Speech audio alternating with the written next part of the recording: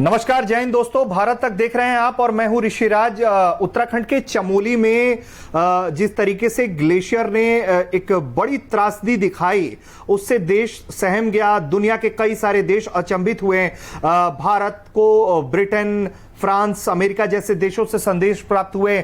UN जैसी agency ने इस पर बयान दिया, लेकिन इसको लेकर भारत तक के दर्शक और भारत का एक तबका ये बात लगातार पूछ रहा था कि क्या इसमें चीन की भी भूमिका देखी जा सकती है, क्या चीन का कोई हाथ हो सकता है। इसको लेकर जो है हम एक विश्लेषण करने जा रहे हैं इस वीडियो में। इसको लेकर जो चीन की भूमिका को लेकर दावा कर रहे हैं मेजर सरस सी त्रिपाठी जी, वो हमारे साथ हैं इस वक्त, और हम उनसे बातचीत करके समझेंगे कि ये जो घटना हुई है उसमें वो चीन की भूमिका क्यों देख रहे हैं, उसके पीछे उनके जो फैक्ट्स हैं वो फैक्ट्स क्या हैं। तो उन्हीं से सीधा समझने के लिए उनके पास चलते हैं। त्रिपाठी जी, बहुत स्वागत है आपका भारत तक पर। ग्लेशियर का हादसा हमने देखा। ग्लेशियर भी पहले जिस तरीके से मतलब ठंड के दिन में टूटा, मतलब पहला पॉइंट यहीं से था कि ठंड के दिन में ग्लेशियर का टूटना अपने आप में अचंभित करने वाली घटना है। और जो देश के सामने इस वक्त अभी तक की जानकारी है वो ये है कि 14 किलोमीटर जितना बड़ा वो ग्लेशियर था जो टूटता है। आप इसमें चीन की भूमिका कैसे देख रहे हैं?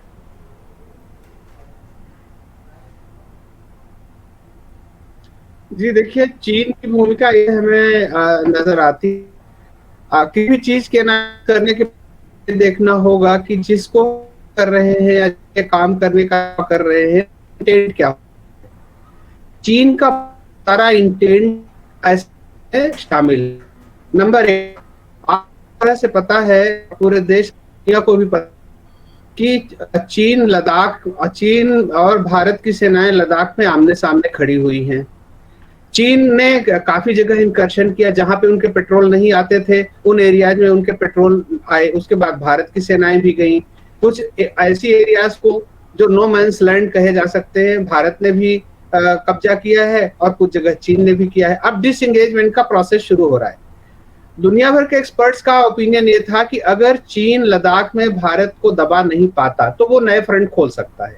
एक तो इंटेंशन ये है कि भारत को कहीं ऐसी जगह चोट करो जहां पर कि वो चीन दिखाई भी नहीं दे और भारत का नुकसान भी हो जाए। सबसे ज्यादा सक्सेसफुल आर्मी वो है जो बिना सोल्जर को भेजे वार को जीत लेती है। तो उन्होंने हमारा बहुत अरबों खरबों में डैमेज कर दिया। तो एक तो कारण ये है जिसके कारण मैं कहता हूं कि चीन इसमें इन्वॉल्व हो सकता है। दूसरा कारण यह है कि देश के अंदर जो अभी इंटरनल टर्मोइल चल रहा है, किसान आंदोलन या तरह तरह के आंदोलन, तो चीन ये चाहता है कि इस आंदोलन को थोड़ी हवा दी जाए, क्योंकि दबे दबे सभी इस बात को स्वीकार करते हैं कि कई देश ऐसे हैं जिनका इनमें हाथ है या कम से कम इनडायरेक्टली वो सपोर्ट कर रहे हैं। तो एक अम्युनिशन लोगों को मिल जाएगा और कि देखो उत्तराखंड में त्रासदी हो गई और ये यहाँ संसद में भाषण दे रहे हैं या यहाँ किसानों के चक्कर पड़े। आपने देखा होगा कई मीम बने थे जिसमें कहा गया कि सड़क पर जितने रोड के ऊपर जितने ज्यादा बैरिकेड खड़े किए गए हैं उतना तो चाइना के अगेंस्ट भी नहीं खड़े किए गए हैं। आपने देखा होगा लोगों ने ऐसी ऐसी बातें कही। तो ऐसे लोगों को एक इंटरनल फ्यूल मिलेगा। तीसरा कारण यह है कि एक बहुत इंपॉर्टेंट पॉइंट है जो तीसरा, कि प्रधानमंत्री की एक बहुत ही एम्बिशियस योजना है जिसको हम 4 धाम योजना कहते हैं। तो जो 4 धाम को कनेक्ट कर रही है वो ज्यादातर सड़कें उत्तराखंड में है। उसका मुख्य उद्देश्य प्रधानमंत्री के लिए था, एक तो हम पर्यटन को बढ़ावा दें, और चूंकि वो आप लोग सभी जानते हैं कि धर्म और हिंदू सनातन संस्कृति के प्रति उनका लगाव ज्यादा है, तो सनातन संस्कृति को जोड़ा जाए। अब उसमें ज्यादा उपयोग इन सड़कों का आर्म्ड फोर्सेस ही करने वाली थी, भले ही वो पर्यटन के नाम पे बन रही थी, और ये बात चीन को बहुत अच्छी तरह समझ आती है। तो ये था कि अगर हम इस तरह की कोई त्रासदी वहां करते हैं जिससे एनवायरमेंटलिस्ट को एक पुल मिल जाएगा प्रधानमंत्री को या देश की सरकार को बीट करने के लिए कि देखो आप एनवायरनमेंट के साथ छेड़छाड़ कर रहे हो, जिसका परिणाम यह है कि इतनी बड़ी बड़ी त्रासदी हो रही है और देश में इंटरनल टर्मोइल पैदा होगा। आपने देखा भी होगा बहुत सारे एनवायरमेंटलिस्ट और एवं आम आदमी जिनको एनवायरनमेंट के बारे में कुछ पता भी नहीं, बहुत सी बातें कहना शुरू कर दिए कि देखो ये पेड़ काटने का दुष्परिणाम है, इतने प्रोजेक्ट्स बना रहे हो, लोगों ने डेटा तक दे दिया कि every 32 kilometre there is a dam. तो ये सब चीजें हैं जिससे चीन का इंटेंशन बहुत इसमें मालूम पड़ता है। अच्छा, मतलब जहां तक आप चीन के इंटेंशंस की हम बात कर रहे हैं, लेकिन जो अभी तक का विश्लेषण है वो ये है कि डीआरडीओ ने अपने एरियल सर्वे के बाद ये कहा कि ऐसा मालूम पड़ता है, चूंकि बहुत शुरुआती तौर पर वो बयान था, ऐसा मालूम पड़ता है कि एक बाहरी हिस्सा ग्लेशियर का वो टूटकर इस त्रासदी का इसने रूप लिया। कई दूसरे दुनिया के दूसरे देशों के वैज्ञानिक उनका कहना है कि ये जो हादसा हुआ है वो ग्लेशियर के मेल्टडाउन से ना होकर भूस्खलन से हुआ है। लेकिन आप जिस तरह की भूमिका देख रहे हैं वो किस तकनीक के जरिए उसको ऐसा किया जा सकता है? चीन की अगर भूमिका देख रहे हैं तो चीन उसको अपने देश में बैठे कैसे ऑपरेट कर सकता है, इसका जरा विश्लेषण करें आप हमारे दर्शकों के लिए। देखिए, इसमें दो प्रश्न आपके इन्वॉल्व हैं। एक प्रश्न तो ये है कि ये ग्लेशियर के टूटने से पर से, यानी अपने आप ग्लेशियर टूटने से नहीं हुआ है बल्कि भूस्खलन से हुआ है, तो ये संभावना बनी हुई है। मैं भी ये नहीं कह रहा हूं कि चीन ने ही किया है, मेरा कहना है चीन ने भी किया हो सकता है और यह प्राकृतिक भी हो सकता है। That is why it's a matter of investigation, it's a matter of deep analysis, investigation. अच्छा, और दूसरा जो आपका प्रश्न है कि ऐसी क्या टेक्नोलॉजी है जिससे चाइना ऐसा कर सकता है, कि ऐसी टेक्नोलॉजी दुनिया के शायद किसी देश के पास नहीं कि बिना डायनामाइट लगाए, बिना कोई ब्लास्ट किए हुए वो ग्लेशियर या भूस्खलन कर दे। तो ऐसी टेक्नोलॉजी है, और जो एडवांस कंट्रीज हैं, बहुत एडवांस कंट्रीज हैं, उनमें से बहुत कम के पास है, जिसको हम बोलते हैं किलो एम्पियर लीनियर इंजेक्टर। इसमें जो एक तरह की रेडियो वेव्स होती हैं, रादर लाइट वेव्स होती हैं, जिनको बहुत पावरफुल वेव्स, लाइट रेज को मैग्नीफाई करके एक स्पेसिफिक स्थान पे अगर हम डालते हैं तो वो उसको एकदम, जिसको हम सर्जिकल प्रिसीशन कह सकते हैं, जैसे चिकित्सक ऑपरेशन करता है तो जो उसका इंटेंडेड प्लेस होता है उसके अलावा दाएं बाएं कहीं नहीं काटता, बहुत ही प्रिसीशन से करता है। उसी तरह से इस टेक्नोलॉजी से हम जिस पार्ट को काटना चाहें ग्लेशियर को, उसके उस पार्ट को हम काट सकते हैं। तो लीनियर जो मैग्निफिकेशन है, जिसको हमने अभी आपको बताया, किलो एम्पियर लीनियर इंजेक्टर, उसके माध्यम से आप ग्लेशियर को काट सकते हैं। वो टेक्नोलॉजी भारत के पास और अमेरिका के पास प्रूवन है, बाकी किसी दुनिया ने या तो कोशिश नहीं किया और उनके पास नहीं है। चीन की टेक्नोलॉजी चूंकि बहुत ही उन्नत है और हर क्षेत्र में वो बहुत विकास कर चुके हैं, पीछे ऐसी संभावनाएं चल रही थी कि चीन भी इस टेक्नोलॉजी को डेवलप कर रहा है। मेरा अनुमान है उन्होंने जरूर डेवलप कर लिया होगा, क्योंकि उनके लिए डिफिकल्ट काम नहीं था, सिर्फ शायद इस दिशा में प्रयास नहीं किया था। तो ये काम, ये तकनीक के, इस तकनीक के बारे में थोड़ा और आप बताएं हमारे दर्शकों को। मतलब ये तकनीक काम कैसे कर सकती है? क्या ये कोई किलोमीटर तय है कि इतने से दूर बैठा वो व्यक्ति उसको अंजाम दे सकता है? क्योंकि चीन जो वो जो इलाका है वो, मतलब उस तक चीन की पहुंच कैसे हो सकती है, इसको जरा आप एक्सप्लेन अगर कर पाए तो। देखिए, जो वो इलाका है वो चीन के बहुत करीब है, वो तो कोई साधारण आदमी भी मैप देख करके जान सकता है। मैं किलोमीटर में तो मुझे याद नहीं है कितना किलोमीटर दूर है हमारी सीमा रेखा से, लेकिन चीन के कब्जे के का जो हम तो उसको यही बोलते हैं ना, टार जिसको बोलते हैं, यानी कि तिब्बत ऑटोनॉमस रीजन जो चीन के कब्जे में है, वहां से ये एरिया जहां भूस्खलन हुआ है बहुत करीब है। अब इसको करने की तकनीकी यह होती है कि आप इसको जो फाइटर एयरक्राफ्ट है या ट्रांसपोर्टर एयरक्राफ्ट है, उन पर इन मशीनों को जिनसे लेजर बीम हिट होती है, आप इसे माउंट कर सकते हैं। माउंट करके और स्पेसिफिक पोजीशन पर आप इसे जिस एरिया में आपको इस बीम का इस्तेमाल करना है, आप वहां उसे फोकस कर सकते हैं। क्योंकि ये कई किलोमीटर दूर तक इफेक्टिव होती है, इसलिए एयरक्राफ्ट पे माउंट होकर के इसको किया जा सकता है। और जिन देशों के पास ये टेक्नोलॉजी है, उन्होंने इसका प्रयोग किया भी है और बहुत सक्सेसफुली किया है। तो चीन ऐसा कर सकता है कि बिना हमारे स्काई का, यानी हमारे आकाश का अतिक्रमण किए हुए, जिसको हम बोलते हैं कि without coming in the Indian sky they can do it from their own area of operation, their own area of occupation. अच्छा, अब इसको लेकर देखिए, एक धड़ा तो इसको वाकई में जो है वो कह रहा है कि पर्यावरण के से छेड़छाड़ का नतीजा ये हो सकता है। एक धड़ा जो दूसरे देशों के वैज्ञानिक है जो बता रहे हैं कि जिन्होंने सैटेलाइट इमेजेज भी, मुझे लगता है वो आपने भी इमेजेस देखी होंगी कि जो जारी की गई थी हाल के दिनों में, और उसमें बताया गया था कि किस तरीके से ये भूस्खलन हो सकता है क्योंकि अचानक से चीजें गायब होती दिख रही हैं। वो बहुत पहले से प्री प्लान नहीं दिख रहा था। तो ये जो तर्क हैं उसमें क्या ये जो लेजर बीम से जिस तरीके से आप बता रहे काटा जाता है, तो वो क्या भूस्खलन का ही शेप लेता है या वो एक हिस्से को काट कर, मतलब इतना शार्पली है कि एक बहुत बड़ा चंक होगा अगर कई किलोमीटर का, तो वो उस हिस्से को बीच से बीच शार्पली काट सकता है उसको?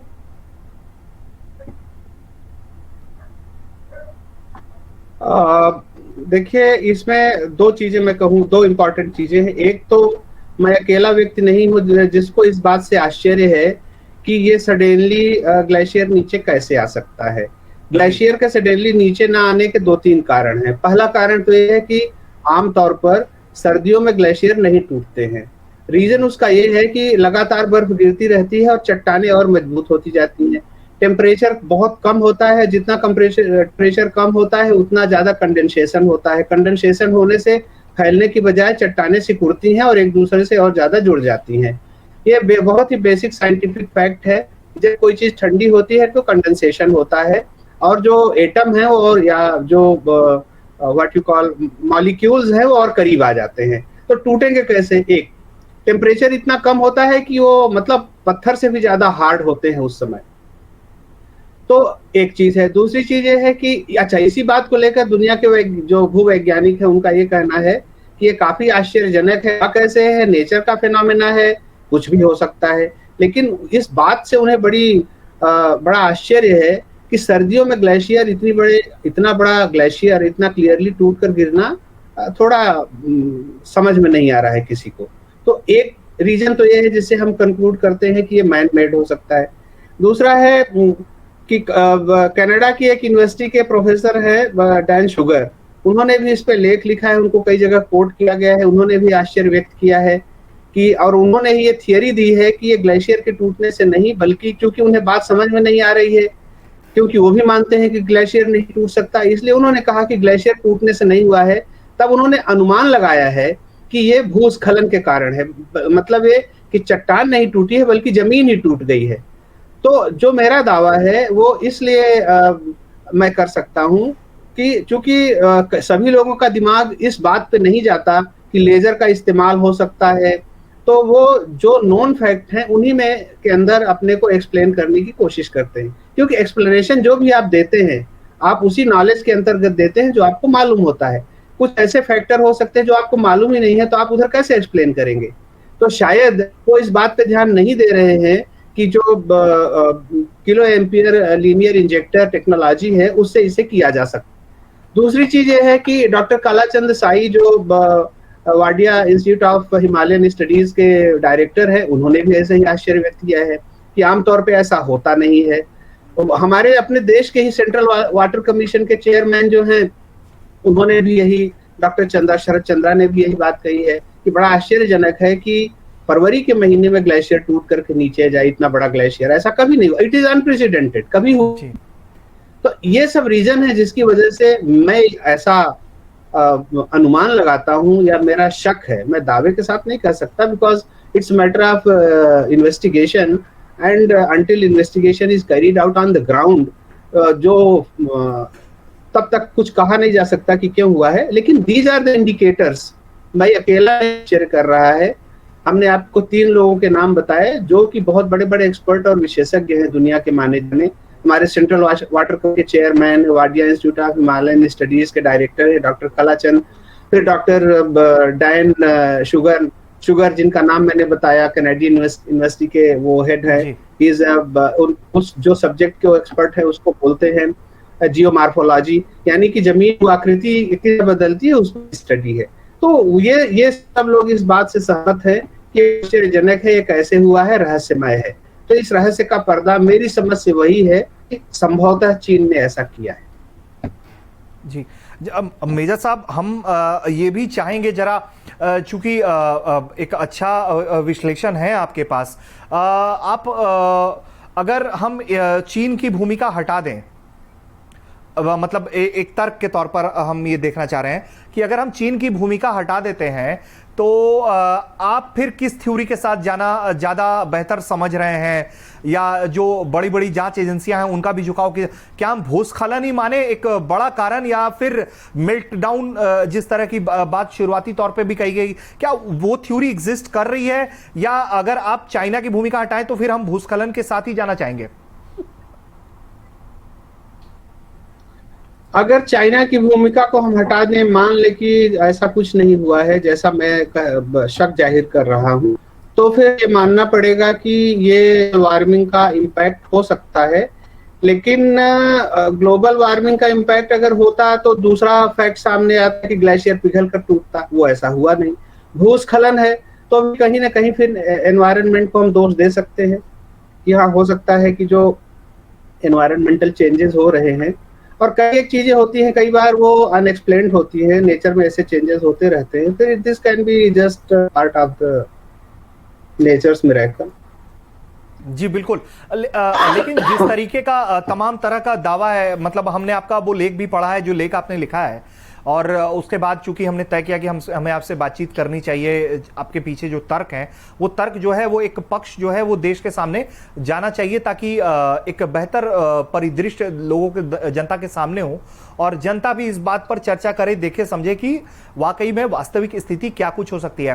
हालांकि इसको लेकर हम अपने दर्शकों को ये जरूर कह रहे हैं कि अभी तक भारतीय एजेंसी, भारतीय सरकार की तरफ से इस तरह की कोई भी दावा नहीं किया गया है, कोई बात नहीं हुई है, लेकिन समाज का एक तबका, पढ़ा लिखा तबका, जो तमाम तरह के लोग रिसर्च करते हैं, डिफेंस से जुड़े लोग, जिसमें आप भी एक हैं, शख्स हैं, वो लगातार जो है वो इस तरह की बात कह रहे हैं कि इसमें चीन की भूमिका को देखा जाना चाहिए, क्योंकि चीन को किसी भी चीज में क्लीन चिट से देने से पहले एक बारी शक के नजर से, संदिग्ध नजर से उसको देखा जाना चाहिए, क्योंकि हाल के दिनों में जो तस्वीरें हैं वो कुछ इसी तरह का इशारा कर रही हैं। चूंकि आपका एक लंबा हम जहां तक जानते हैं आपको, एक लंबा आपका इतिहास रहा है, आप लगातार डिफेंस सेक्टर से आपने किताबें भी लिखी हैं कश्मीर के ऑपरेशंस को लेकर, आप कई ऑपरेशंस में शामिल भी रहे हैं जब तक आप सेवाएं दे रहे थे। अब इसको लेकर जो डिफेंस है, सेक्टर है, मैं चूंकि आप लोगों का भी एक सर्किल होता होगा, मतलब मैं बहुत ईमानदारी से ये बात पूछ रहा हूं आपसे, जैसे पत्रकारों का भी ग्रुप होता है, तो मुझे लगता है कि आप लोगों का भी सर्किल एक होता होगा, क्या उस सर्किल में भी इस तरह का बज़ है क्या? चाइनीज वो लेकर आपके मित्र जो आपके साथ कभी काम कर चुके हैं, वो लोग भी आपकी इस थ्योरी पर क्या राय रख रहे हैं? देखिए, हमारे जो मित्र हैं अधिकतर वो अभी सर्विंग ऑफिसर हैं, वो इस तरह की कोई चर्चा नहीं करते हैं बाहर, because of their service integrity, वो ऐसा कुछ करते नहीं है, और वो व्यक्तिगत लेवल पे जो कहते हैं वो पब्लिक करना उचित नहीं है। लेकिन सारी चीजें इस तरफ इंडिकेट करती है कि ये एक पॉसिबिलिटी चाइना की तरफ से बनी हुई है। रही बात इसकी ऑपरेशन की, तो देखिए दुनिया में बहुत से ऐसे ऑपरेशन हुए हैं जिनका आज तक कोई रहस्य नहीं खुल पाया, तो जरूरी नहीं है कि दुश्मन, आप जानते हैं इजराइल ने बहुत से ऐसे ऑपरेशन किए हैं अरब कंट्रीज में, और अमेरिका भी ऐसे बहुत से ऑपरेशन करता है, जो वो कोई प्रचार नहीं चाहिए उन्हें, because their aim is to achieve their target instead of getting the publicity, rather publicity is a negative factor in their act. तो उस केस में क्या करते हैं कि ऐसी चीजों को वो बिल्कुल भी वो नहीं करने देते, पब्लिक में नहीं आने देते। आप एक चीज और ध्यान दीजिए, China was the among the first country जिसने इस ट्रेजेडी पे अपना दुख व्यक्त किया है। आमतौर पे आप देखेंगे भारत के अंदर जो कुछ भी बाढ़ आ रही है, सूखा पड़ रहा है या कुछ भी हो रहा है, चीन की तरफ से प्रतिक्रिया बहुत कम आती है। इसमें चीन ने बहुत एलॉबरेट वर्ड्स में अपना दुख प्रकट किया है कि आपके साथ है, आपके देश में ट्रेजेडी हुई, we are something like that, I don't know, I will not quote their words but it is there. मैंने उसको पढ़ा है, मुझे याद नहीं है, और मैं उसे ऐसा किसी रेफरेंस में नहीं कहना चाहता कि वो लगे कि मैं कोट कर रहा हूं, but they had shown ट्रेमेंडस sympathy. तो ये भी एक इंडिकेशन होता है कि सबसे पहले उन्हीं को जैसे सूचना थी कि बस हाँ, ये न्यूज आए और फिर हम इसको बताएं। तो ये सब रीजन है, there are several reasons by which I feel like there is something fishy in this and China is likely to be involved.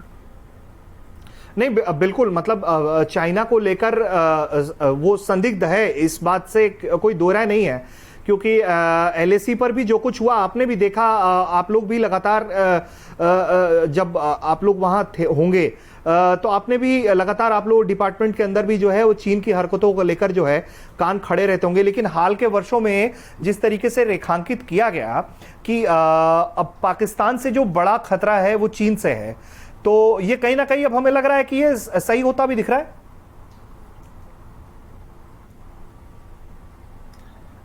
उसमें तो कोई शक ही नहीं है। देखिए, हमारे जो इस समय सीडीएस है जनरल विपिन रावत ने एक थियरी थी जिसको बोलते हैं ढाई मोर्चे, यानी 2.5 फ्रंट वार।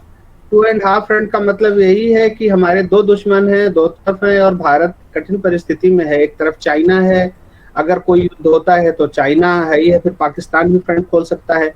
और आधा फ्रंट जो वो रेफर करते हैं वो है, इट्स अ थियरी, मैं कोई नहीं बता रहा हूँ, ये हमारे आर्मी की ही थियरी है जिसको विपिन रावत साहब ने इलाबोरेट किया है। 2.5 फ्रंट वार मतलब 2 फ्रंट तो वो हो गए, आधा फ्रंट तो देश में ही है जी। क्योंकि because of democracy people have right to say anything. वो ब्लेम करना शुरू कर देंगे प्रधानमंत्री को, ये 4 धाम यात्रा की वजह से ही हुआ है, आंदोलन खड़ा हो जाएगा, फिर प्रदर्शनकारी जमा हो जाएंगे उत्तर प्रदेश और उत्तरांचल की सीमा पे, ये सारे काम ठप कर दो, तो वो मुसीबत सरकार के लिए खड़ी हो जाएगी, वो वहां लड़ेंगे यहाँ लड़ेंगे। तो कहने का मतलब यह है कि this is part of China's strategy, तो वो ऐसा कर सकता है। और रही बात इसकी कि चीन पाकिस्तान दोनों की, तो वो एक संभावना हमेशा बनी है और भारत भी अपने सारी तैयारियां इसी प्रीमाइस पे करता है कि they may have to fight a 2.5 front war. जी बिल्कुल। मेजर साहब बहुत बहुत शुक्रिया भारत तक पर जुड़ने के लिए, अपनी राय रखने के लिए, ये पूरी थ्योरी हम हमारे दर्शकों के साथ साझा करने के लिए, क्योंकि हमारे दर्शक भी लगातार इस मामले पर ये बात कह रहे थे कि क्या कोई चीन की भूमिका हो सकती है। तो हमने लगातार दर्शकों को यही जानकारी दी थी कि जैसे ही कोई इस पर कोई थ्योरी आती है, कोई जानकारी आती है, तो भारत तक आपको दिखाएगा, जानकारी देगा।